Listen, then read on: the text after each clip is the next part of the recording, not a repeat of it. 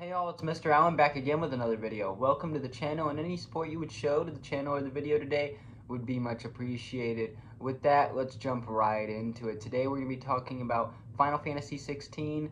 It is the latest entry in the long-running Final Fantasy JRPG franchise.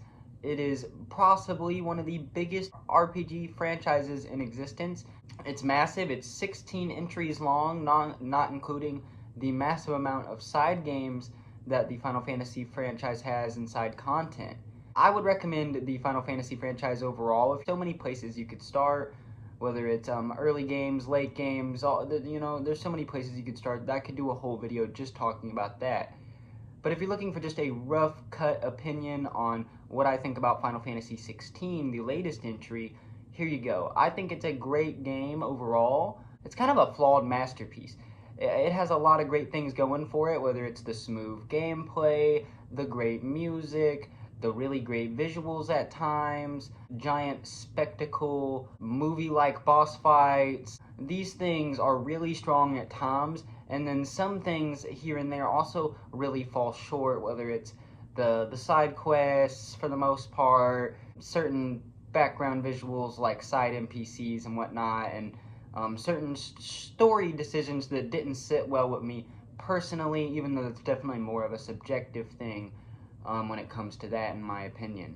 But overall, I'd still say it's a great game. I definitely would recommend it to anyone looking for a good, lengthy RPG, and it's very cool. It's very Final Fantasy, and I think any prior Final Fantasy fan would also, really enjoy this as well. With that, let's kind of dive right into the story of Final Fantasy 16. We're going to be journeying through the world of Valistia inside of Final Fantasy 16 and visiting a lot of really cool places like Rosaria, like Sambrek, like the Crystalline Dominion, like the parts of the Iron Kingdom, like the cool places we get to see in the new Leviathan DLC, cavern places, these different locations, the different hideouts and whatnot you get throughout the story.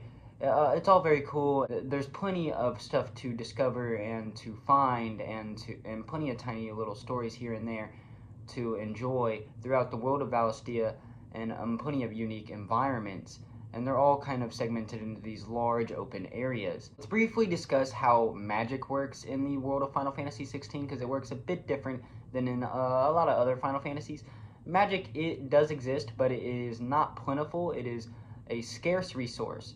The largest source of magic is in the giant mother crystals. These things are worshipped and highly coveted by governments and powers alike because they are the biggest source of magic, even though they're kind of reminiscent to the Final Fantasy VII Mako reactors in that they're killing the planet and causing this thing called the Blight that just kind of turns the planet ugly and is killing it and whatnot. And magic is just overall not really great for the planet, and that is something that the game really pushes and is definitely becomes one of your main goals later on here. There is tons of smaller crystals. This is how they normally use magic, and the quality of your magic does depend on the quality of your crystals. There is exceptions to this, people that can naturally use magic. These are bearers and dominants. In a lot of places in Valistia, bearers and dominants are not looked upon fondly or great at all. They are enslaved in some cases and definitely mistreated and whatnot, and this is especially for bearers. They're mistreated and enslaved in a lot of different places and whatnot. For instance, when Clive is enslaved, he gets a tattoo on his face that they give to all of them and whatnot, and he comes from a place where they enslave bearers, and a lot of places do that. Not every place in Valistia is like that necessarily at all, but like a lot of them are, and there is a lot of that within Final Fantasy 16. The magic thing is almost like a metaphor for real world stuff, kind of like that. And in my opinion, it's actually, it is one of the stronger things plot-wise in Final Fantasy 16. Dominants are kind of like Final Fantasy 16's version of summoners and summons from the normal classic Final Fantasy games like Bahamut, Ifrit, Shiva, Rama, Titan. These different summons, they're all dominants within this game, and dominants are very cool and what I would call one of the highlights of Final Fantasy 16, and one of the reasons I think Final Fantasy 16 is so cool, and also one of the reasons I think it's just such a special game and that the story turned out to be such a standout story, is the dominant concept, is while it's very out there and very different from a lot of Final Fantasies, I think it's very cool and I think they executed it pretty well. It's more of a like Naruto monster inside me kind of thing, you know, where the dominance, the summons are sealed inside of a certain person or a certain bloodline and family kind of thing. And that's how the dominants work inside of Final Fantasy 16 world, at least as far as we're explained. You know, if there is something else to it, they don't go into it enough at the very least. With that, let's get into our main plot here. We start in early day Rosaria, in the Grand Dutch Rosaria, and we get to explore some of it here, mainly like the main kingdom little area, because at this point, Clive Rosfield, our main character, is only like 15, 16 years oldish, and he's just kind of hanging out there, being the knight and the sword and the bodyguard for his younger brother, Joshua Rosfield, who is the Phoenix Dominant. There's a weird thing going on where he was kind of supposed to be the Phoenix Dominant, and then he wasn't, and Joshua was, and especially their mother has a lot of resentment for Clive for that and whatnot. It feels very unnecessary and kind of like, why are you doing that, Ma, at the beginning? But we kind of learn that the intentions were even worse, and things just get even worse from there with that. And but everyone else has a great relationship. The father has a great relationship with both of the sons. They have a cute little pup. He's a great little pup. He's a great little pal. He's a great little side companion, very useful, whether it's in combat or just being super cute or useful throughout the story. It's, you know, every game gotta have like a cute little side mascot character nowadays. Toggle is a great one. Toggle is almost best character in this game. That's how good Toggle is, you know what I mean? Shout out to Toggle. Underrated Final Fantasy character, you know, definitely Red 13 quality here. With that, we also meet their childhood friend. She later becomes one of our main companions, and she is also a dominant. The ice dominant Shiva from the previous Final Fantasy games reappears here. She has the powers of Shiva. And again, she kind of becomes one of our main party members and is one of the dominants that is actually kind of a good character later. From there, after we've kind of explored and gotten to know all of our characters and everything that's been happening, we have something we call Phoenix Gate. Phoenix Gate is this place in this event. The place is a actual gate that leads to secret information in a tomb about the Phoenix Dominant that is held there in Rosaria, because that's normally in where the Phoenix Dominant has resided for a long time. The Phoenix Gate event is when the Empire of Sambrek decides to invade and pretty much destroy the entirety of Rosaria. After some battles where pretty much our mentor ends up getting killed and we end up getting knocked out ourselves, only getting to see a vague image of a cloaked figure. The Rosfield's father gets murdered right in front of Joshua, so Joshua ends up climbing into the Phoenix and then destroying both them and helping destroy Rosaria and his home at the same time, because he's just destroying everything. And then another dominant comes out, and it happens to be an awesome looking Ifrit dominant. And then we see the two go at it in our first awesome movie scale dominant fight. And it's an awesome spectacle. Now there's a lot of confusion here because of the cloaked man thing and the Joshua fighting the other dominant thing and all that, where it kind of looks like the other dominant is a whole nother person here, and that's all we can assume, especially because as far as we know, Clive isn't a dominant at all at this point, and that it was Sambrek's dominant that had to be doing that, especially because at the end of the battle, it seems like Ifrit kills the Phoenix and kills Joshua. We're left with what happens to our characters that did remain after the events of Phoenix Gate years later. Whole time skip. Both Jill and Clive have been slaves this entire time, basically. Both for being bearers, her for being dominant. She is being enslaved by the Iron Kingdom and is being used for her dominant powers, while Clive is being used for his bearer powers, and he is part of a unique squad of soldiers that is used to hunt down and destroy or potentially capture dominants for their group. This is short-lived, as when they do come across Jill, he decides to turn on his own people who can't understand that Jill is his friend, and understandably, it just ends up being him, Jill, and Toggle. And they kind of decide that they're gonna hang out and stay together and whatnot. And this is kind of where we end up going towards our next little kind of time jump, kinda. We get our introduction of Sid and the our little outcast group and the hideout group and whatnot, and our first hideout and our first kind of little home base, and also Final Fantasy 16's iteration of Sid.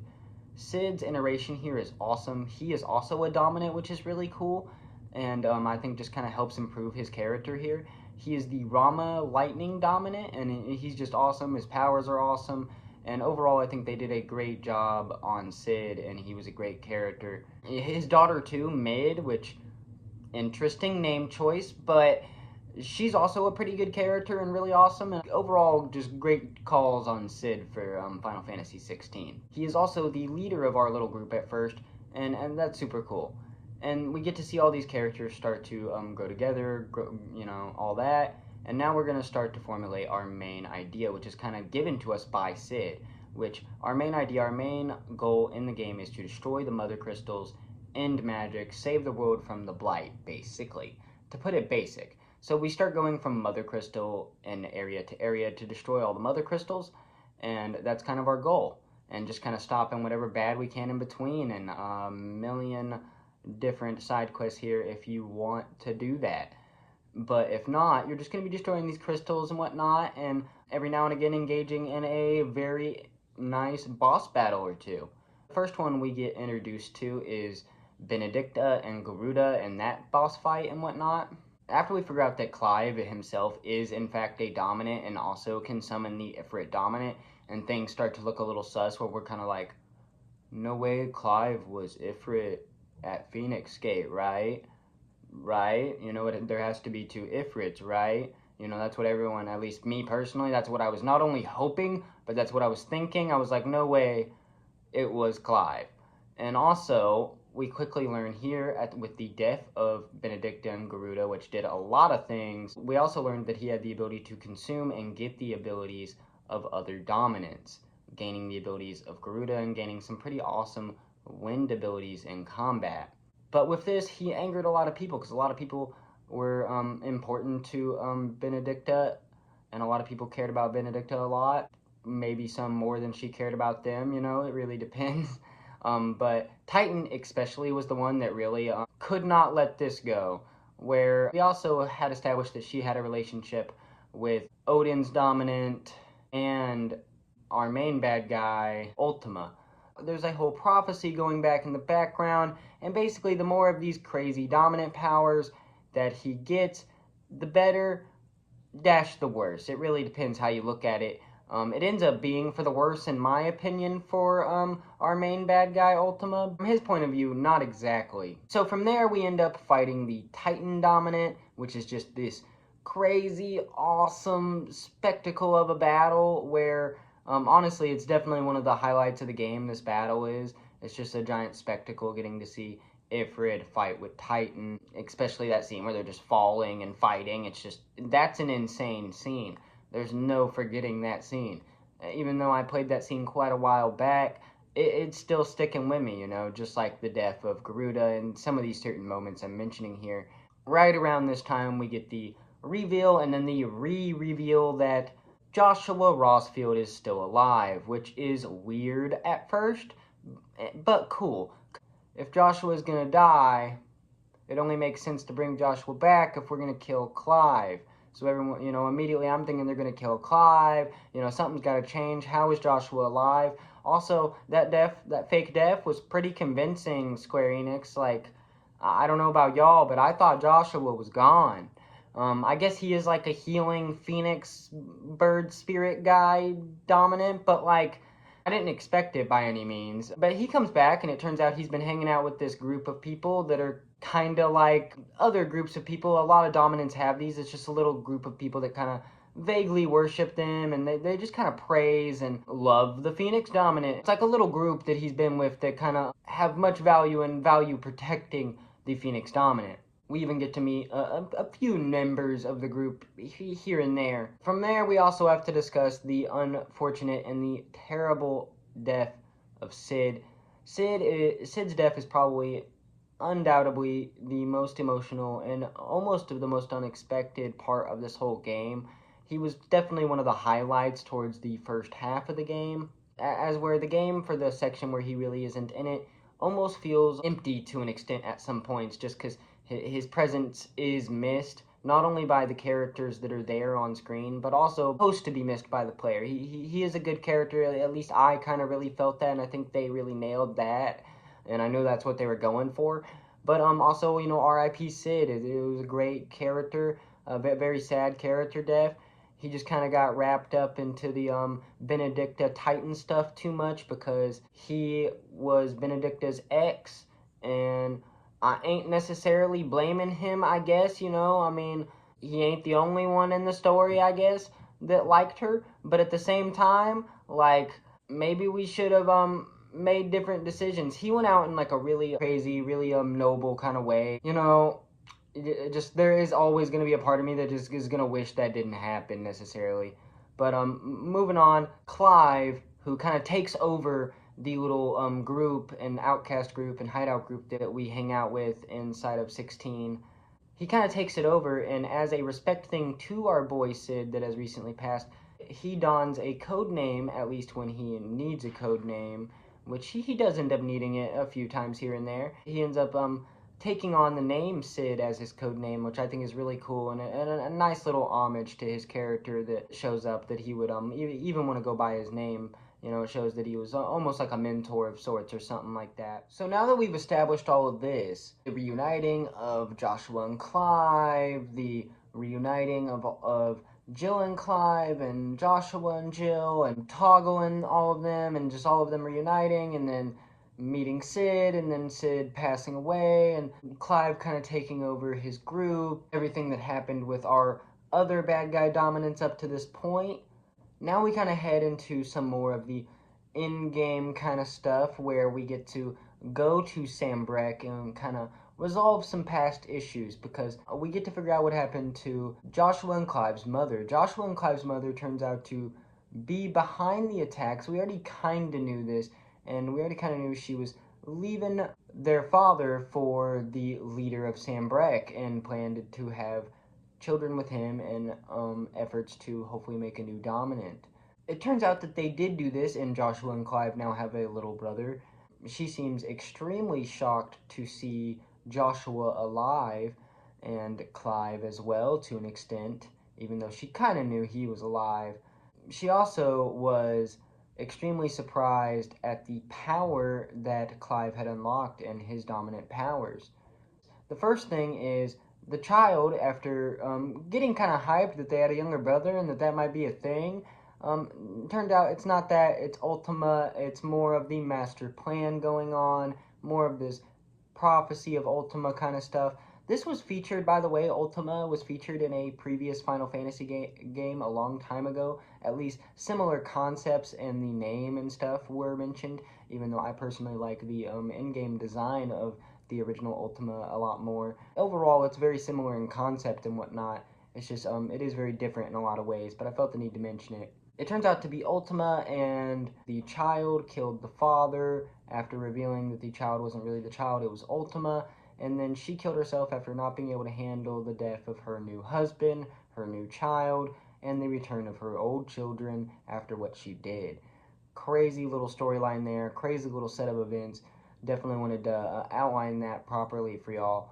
It is it's pretty insane, pretty crazy. Another really sad aspect of it is the Bahamut dominant. His father was pretty much his only remaining family other than the half-brother they shared that wasn't really real. They were never really semi-related, actually. You get to have a awesome boss battle involving Bahamut while in Sambrek.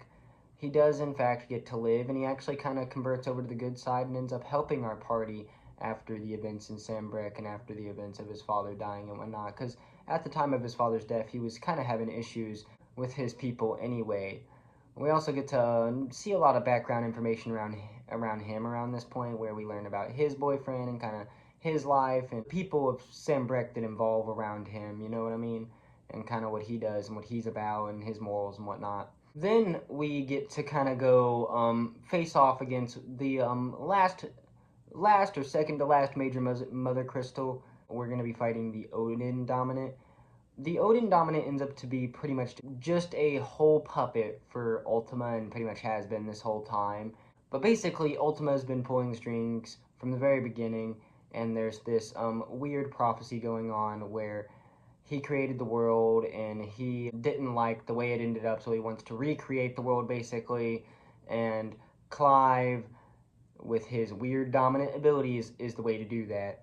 Basically, he's going to consume Clive, and then he'll be able to do that and whatnot, be able to complete himself, and things will go the way he needs it to go. But our party's not really down with that, because it involves life, extinction, and all of that, and we don't really want any of that. Our whole goal is to get rid of magic, and now it's to get rid of both Odin and Ultima. So after struggling, and I mean struggling to kill Odin, we do finally get rid of him and gain the Odin abilities and whatnot. It is like the last in-game one you get. I think the only other one you got that's kind of an in-game one is the Bahamut one as well. You get both of those kind of back to back. I can't actually remember which one you get first, in all honesty. I want to say that I had the order right, but it could be the other way around for all I know. All I know is you get those two kind of in-game. And those are kind of the events surrounding that. Barnabas has his own little ideals about the prophecy and about Ultima and all that, and own little thing. And it's kind of crazy to see how manipulative Ultima was and how many people he manipulated, whether it was manipulating Barnabas himself, manipulating Benedicta, manipulating Titan, manipulating our own party at times and tricking them and whatnot. It's just crazy. And it does make Ultima's character feel a little more worth it, considering some of the other more interesting things like the cloaked figure, not knowing who the other Ifrit was, not knowing exactly what happened at Phoenix Gate and whatnot. A lot of the more interesting things that really drew me in at first never got proper conclusions and just ended up not being what we thought it was at all. Which I will say, very cool of them to throw us for a loop on that. But also, it's nice that they also came through like this and kind of, made it make a bit more sense.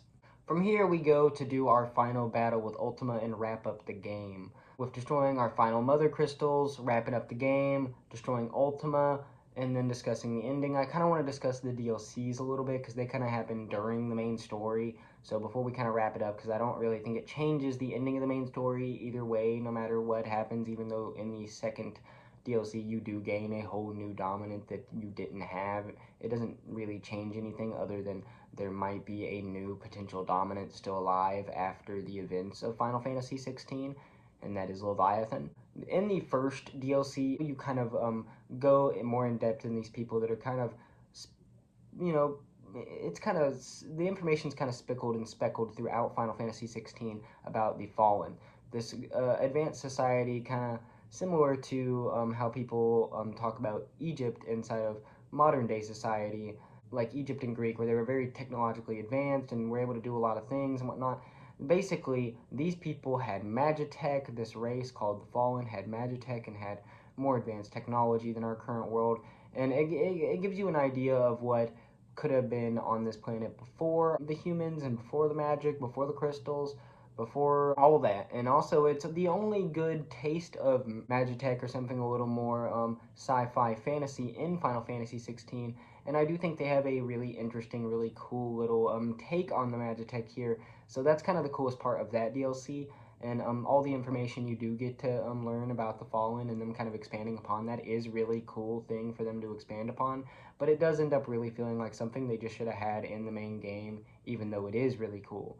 Now, the Leviathan DLC is a bit of a better, more well-packaged DLC where it makes a bit more sense to be a DLC, but at the same time, I do think it kind of really struggles with the same thing of really feeling like it should have just been in the main game, or even been brought up more, or been more important. I guess there is like secretive aspects they built into the plot to make it make a bit more sense, like the whole glamour thing on the location. No one's really supposed to know about these places, and the people in the clan that represent and protect Leviathan, people aren't supposed to really know that they still exist and whatnot, and that they've had to move homes before and whatnot. And keep that secretive, I guess, is kind of the plot reason for it. But basically what happens there is Leviathan, as a small infant child, got stuck in time while priming And this is all because of events that happened in a prior altercation between Leviathan's people right after he got born, and some stuff that happened with that. Because he primed at such a young age, he just couldn't handle it, and it's crazy because he's just been stayed there in time, primed, and there's a whole mother crystal that no one knew about, and stuff like that. And basically, our party's like, well, now that we're here in this secret land of Leviathan and the rising tide, we need to free Leviathan, hopefully save little baby Leviathan Dominant, and also destroy this crystal thing and all that, and unfreeze this time and break that weird, crazy magical spell. And by the end of it, and after a epic boss battle with Leviathan, you do that. And the boss battle with Leviathan really did not disappoint. It is really as awesome as you could want it to be, really. And we do kind of end off with them kind of saving these people and then just heading out. We get to know that little baby Leviathan. He does have a name. I'm blanking on it at the moment. Is alive and well, and hopefully will live on to do great things and get to live an actual life after being frozen in time for so long. Heading into the ultimate boss battle, it is a awesome, very spectacle level boss battle, and I do love some of the designs that Ultima uses more than others here. For instance, I don't really care for the copycat Ifrit design. It's okay, I guess, but I do prefer the more original designs he used here and whatnot. But overall, the boss battles altogether are just awesome, and it is a visual spectacle. And the last real big one we get, other than the Leviathan boss battle, it is also what resolves the plot. He ends up being the opposite of what Ultima thought he was, and he ends up being able to defy fate and defeat Ultima and save the human race, destroy all the mother crystals, get rid of magic, at the cost of one thing. He already has all the dominance and whatnot, but he ends up taking his brother's power here too. His brother was already getting very sick and very ill and turning into stone because of using too much magic. So after taking his brother's magic, he's able to beat Ultima and whatnot. But then, right after the battle, we see that Clive is now also turning into stone and might have also used too much magic. A lot of people debate on whether or not this is this, but I really do believe this is my interpretation of what happened. They want us to believe that both Clive and Joshua died here. Some people claim that Clive saved Joshua in those moments. Some people say that what Joshua did will end up saving Clive. Some people say neither of them ended up dying and they both narrowly survived. You know, I feel like that's the point of Final Fantasy XVI's ending, is only very few things are guaranteed, and a lot of it is left open to interpretation, especially the lives of Joshua and Clive. They messed with it a lot in the beginning, and they decided by the end of it, instead of having to pick a character to be alive or dead, they just wanted you to decide. We do get a vague hint in the form of a book titled Final Fantasy, and it's kind of the story of Clive and Final Fantasy XVI with Joshua Rosfield's name on it, but this is only a vague hint that Joshua might have lived, and not really confirmation in any way. In fact, popular theory, I know that Jill and Toggle did survive, and I know Jill, at least I think, got confirmed to be pregnant with Clive's child. Maybe she named him Joshua. We don't really know exactly, so there's no way to tell. And also, they left it very ambiguous in a way where you could just speculate about it all day, and I really think that that's why they left it that way. And I think that that would be perfect if they continued to leave it that way. And if they do decide to continue Final Fantasy XVI story in any way, I think they need to be very delicate to not ruin that pretty decent, very unsure ending. We also get to see a few more for sure things, as we know a lot of our characters at the hideout are still alive, that we get to see at the very end. Mid's still alive, Sid's daughter. The people that saved Joshua should still be alive, at least most of them. Again, Jill and Toggle, Gavin's still alive. We get to see the child and whatnot of Clive's old mentor from Rosaria is alive. And we kind of get to see a new little Rosaria formed at the end by these people and get to see little glimpses of it. And Gavin ends up getting with that lady they saved at some point in the plot, and I'm sure he ends up having his own children with her, and they end up getting married or whatnot. It kind of hammers home that they're getting along pretty well at the end. And it seems like for all the characters we do get to see, it's a relatively happy ending for everyone but Jill, who kind of got widowed, I guess. But like, Also, they save the world. Hopefully, Joe will be alright, but also they leave it very ambiguous, so you kind of get to decide what happens unless they decide to continue it. Again, I just think they need to be very careful if they do, not necessarily that they shouldn't. I think it could be really cool depending on how they did it. But there's just a lot of unanswered questions at the end of the plot of Final Fantasy 16, and that's kind of the way they leave it off. I already kind of went into a lot of the gameplay and systems and stuff while talking about the story, but to just kind of run through it, the systems, the menus, the stuff like that, they all are very functional, work very well. They're pretty flashy at times depending on the menu or whatnot you're looking at. Gameplay is extremely fluid, top notch. I love the gameplay when you're just being Clive, flipping through the dominance, and the dominant gameplay is extremely cool. I would say I do wish, like a lot of people, I do wish there was some more combo differentiation in the normal combos, but you win some, you lose some, and it isn't like a huge deal. When it comes to the big boss battles, there's bash 'em up sections, and then there's like time crunch button press sections. Both of these sections work pretty well for what I think they were going for there, and I don't think there's a whole lot of need to change it. But at times I wish that there was a way to kind of mix it up a little, even though there really wasn't, and I don't necessarily blame them for that. And the visual spectacle definitely makes up for it. And that's kind of where I'm going to go next, by the way, is the visuals. Because we've already kind of established that the gameplay is great, it's extremely fluid, and whether you're roaming around the overworld, beating up enemies, fighting a boss, it's pretty fire. I'd also give it like a 8 out of 10.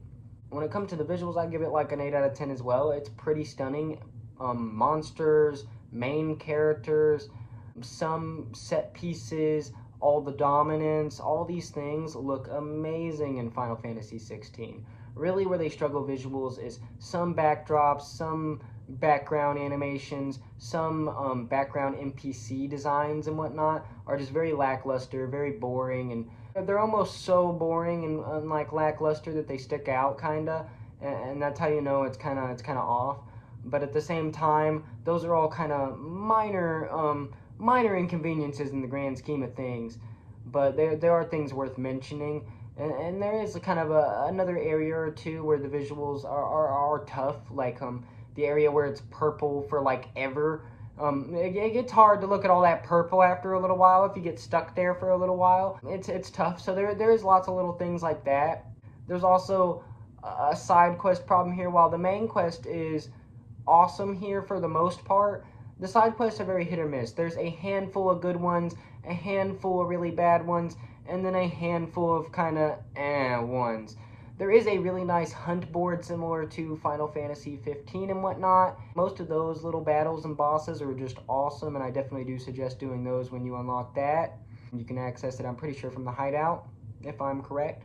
So overall, gameplay is great. Definitely would recommend it if you're looking for a fast-paced action type gameplay. I'd say it did it just as well as the Final Fantasy 7 remakes, even better than the previous one that tried it, Final Fantasy 15. Not to crap on that too much. I think they did a really good job, but I think overall, this and 7 remake are just kind of a whole nother level, and boost it up and kind of taking it in a direction where these action Final Fantasy games that are action gameplay kind of really need to go, and that is just being fast and fluid. And when it comes to the music, which is kind of the last thing I want to talk about, it's a Final Fantasy game. I'm a sucker for Final Fantasy music and Final Fantasy soundtracks. Final Fantasy soundtracks are some of the only music I'll sit there and play on my playlist and play on my phone and whatnot, just casually, because the music's that good. It's great music, and I don't normally do that with video game soundtracks. It has to be pretty exceptional to me to kind of be on that basis, and Final Fantasy music definitely gets there, and Final Fantasy 16 also does take it there as well and does achieve that.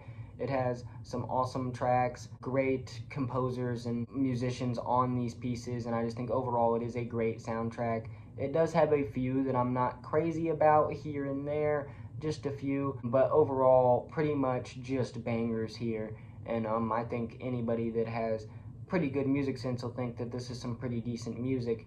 Even if it's not exactly your thing, I think hopefully you'll be able to respect what this game has to offer musically. Because at times, especially when you're going from moment to moment, it really, really fits pretty well. And I think they couldn't have nailed it more in some spots for sure. So overall, that's exactly what I think about Final Fantasy 16 and kind of everything I gotta say about it. And overall, I'd give this game an 8 out of 10 if I had to give it a number. Just because it's pretty good for the most part. And I feel like that's kind of what an 8 means. It has a few things that are kind of but overall the game's great. It has plenty of strengths and only a few weaknesses, and I feel like that's exactly what you want a game to be if it's going to have weaknesses. So I think they nailed it, and I think if you haven't tried Final Fantasy 16, you definitely should. Definitely let me know if there's anything y'all want me to talk about, any particular topic y'all want me to talk about on the channel, or definitely also let me know what y'all want the next Final Fantasy related video to be on the channel as well. And with that, that'll be all I got to talk about today, and y'all have a great day.